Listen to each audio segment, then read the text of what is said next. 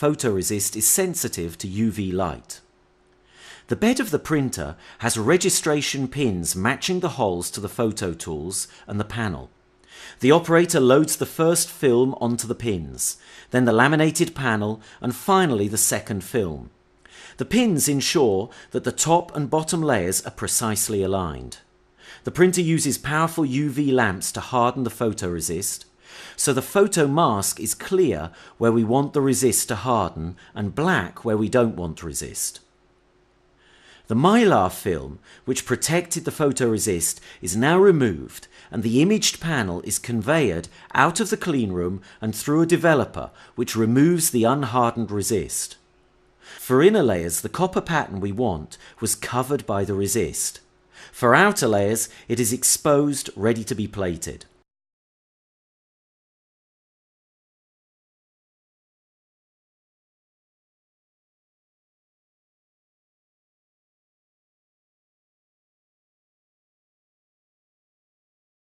The operator now checks the panels to make sure that the copper surface is clean and all the unwanted resist has been removed.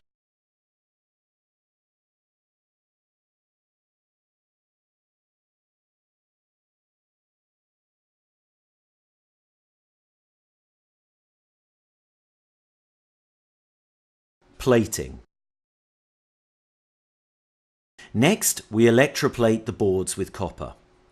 The operator loads the panels onto the flight bars. He checks all the clamps to ensure a good electrical connection. The panels themselves act as cathodes for electroplating, and we can plate the whole walls thanks to the conductive carbon layer already deposited there. The operator starts the automated plating line. The copper surface of the panels is cleaned and activated in a number of baths and then electroplated. The whole process is computer controlled to ensure that each set or flight of panels stays in each bath exactly the right amount of time.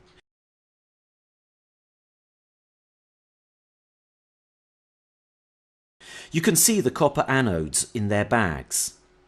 To ensure good conductivity through the holes, we need to plate on average of 25 microns of copper on the whole walls.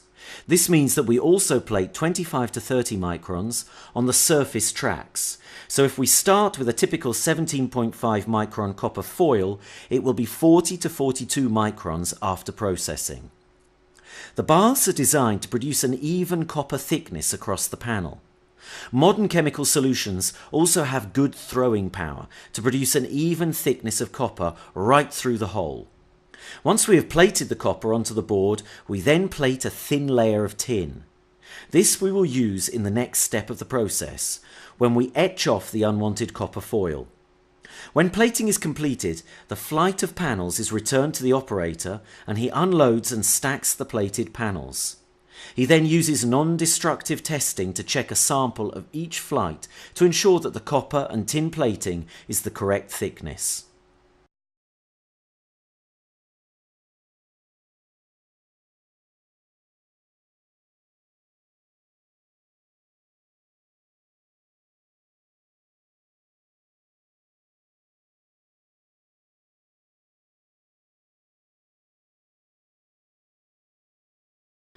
Etch outer layers. We've now plated the panel with 25 microns of copper through the hole and an additional 25 to 30 microns on the tracks and pads. The copper is covered with a thin layer of tin as an etch resist. Now we will remove the unwanted copper foil from the surface. We do this on a single continuous process line. The first step is to dissolve and wash off the resist which covers the unwanted copper. Then we remove the unwanted copper using a powerful alkaline solution to etch away the exposed copper. The process is carefully controlled to ensure that as we etch down, we don't etch sideways as well. This means that the finished conductor widths are exactly as designed. But designers should be aware that the thicker copper foils need wider spaces between the tracks. Finally, we strip off the thin tin coating which protected the copper image. So now you can see that only designed copper pattern remains. As the boards emerge from the line, they are stacked automatically.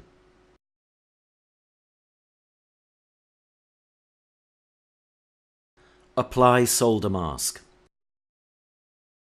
Most boards have an epoxy ink solder mask printed onto each side to protect the copper surface and prevent solder shorting between components during assembly. The panels are first cleaned and brushed to remove any surface tarnish, and then are conveyed into the yellow room. Each panel is given a final clean to remove any dust from the surface and loaded into the vertical coater. The coating machine simultaneously covers both sides of the panel with the epoxy solder mask ink. The double action ensures that the ink completely encapsulates the copper tracking. Typically now 35 to 40 microns higher than the surface of the panel. The panels are now racked and put through a conveyorized dryer which hardens the resist just enough to allow it to be printed, or tack dried. The operator checks for a complete and even coating.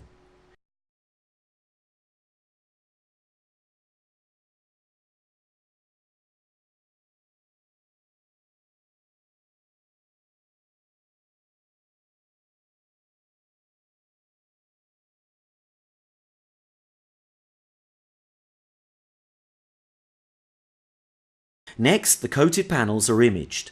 For this, we use a 2-drawer UV printer. The operator mounts the photo tool films on the machine and then places the panel onto the registration pins. She checks that the film and the copper layer are precisely aligned. Mask alignment will be better than 50 microns. As with the etch and the plating resists used earlier in the process, the UV lamps in the machine harden the ink where the film is clear. That is where we need solder mask on the finished board.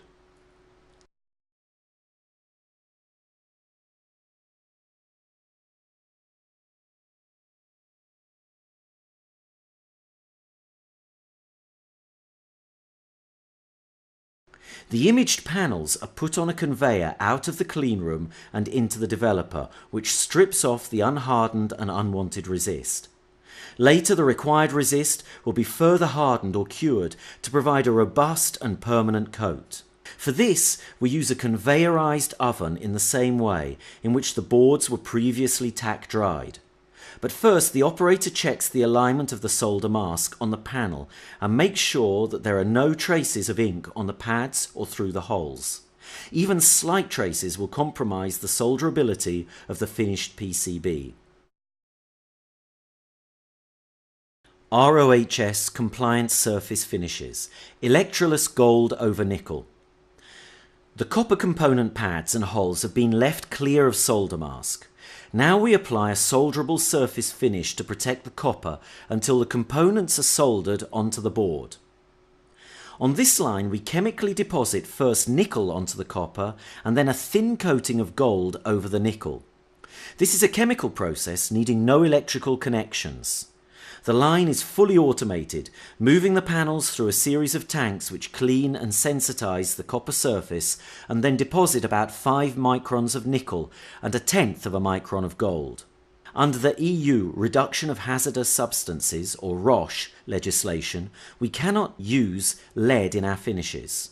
So we offer gold over nickel, as you can see.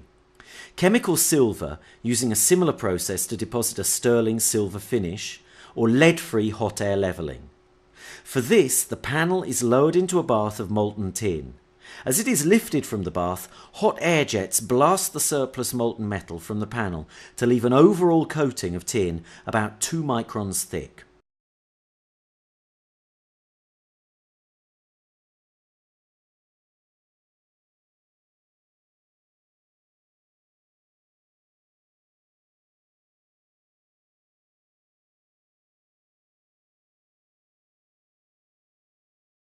Plated gold edge connectors.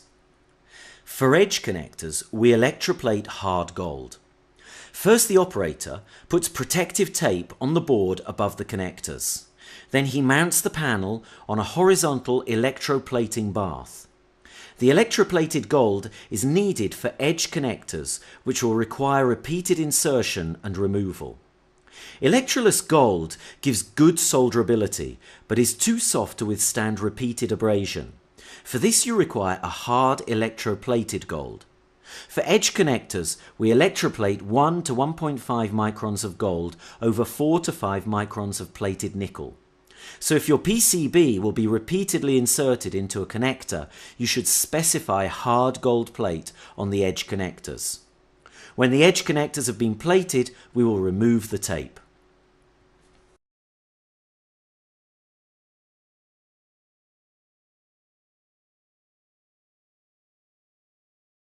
Silkscreen and cure. Most PCBs have a component legend to show which component goes where. Today we use inkjet projectors to image the legends direct from the board digital data. Like a conventional paper printer, the inkjet printer sprays minute droplets of ink onto the panel to generate the image. If a legend is needed on the second side, the ink is tack dried on a conveyorized heater and the printing process is repeated. The inkjet printing needs no setup. Previously we lost time preparing and cleaning silk screens for each legend printing. That is why the legend is often called the silk screen. Now we finally cure both the epoxy ink solder mask and the legend.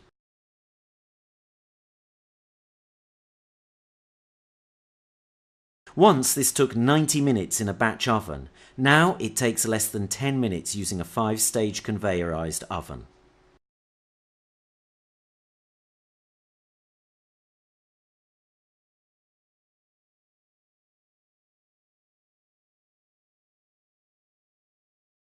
Electrical test. We electrically test every multi-layer PCB against the original board data. Using a flyer probe tester, we check each net to ensure that it is complete, no open circuits, and does not short to any other net. The flying probe tester is easy to set up as it doesn't need to test fixture, but testing every net is slow. A faster test method is the Acceler 8. This uses 4,000 tiny probes like a brush. It builds an electronic map of the PCB from a preheated good board. Then it compares each board to be tested with its map. This cuts test times by 90%.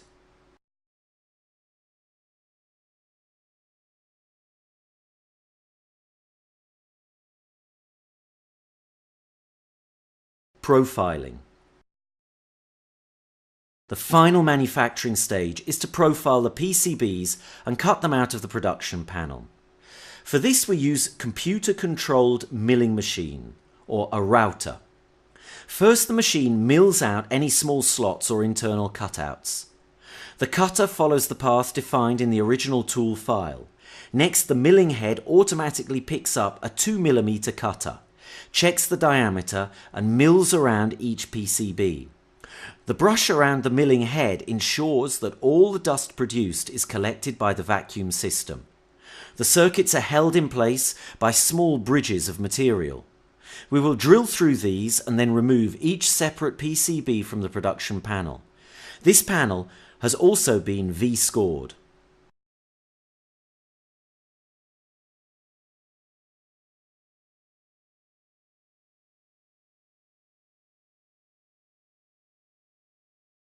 V-cut scoring.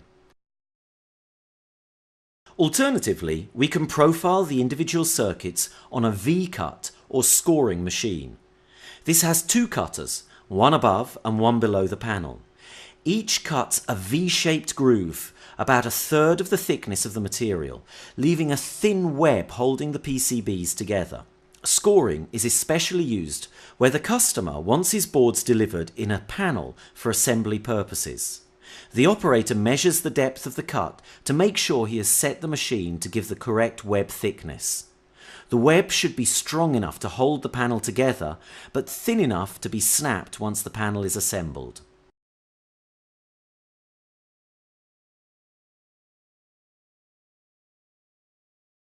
Final inspection. In the last step of the process, a team of sharp-eyed inspectors give each PCB a final careful check-over. Here, an inspector checks a customer's assembly panel. She looks for any cosmetic defects like scratches. Then she measures the panel against the mechanical drawing, checking hole diameters with a tapered probe. If everything is okay, she prints out the production release note. After inspection, the PCBs are vacuum sealed to keep out dirt and moisture. Then they are bubble wrapped, securely boxed, sealed and shipped off to the customers throughout Europe by overnight courier. The process is complete. We have followed our PCB from the customer's original design to the physical circuit board on its way to him to be assembled into his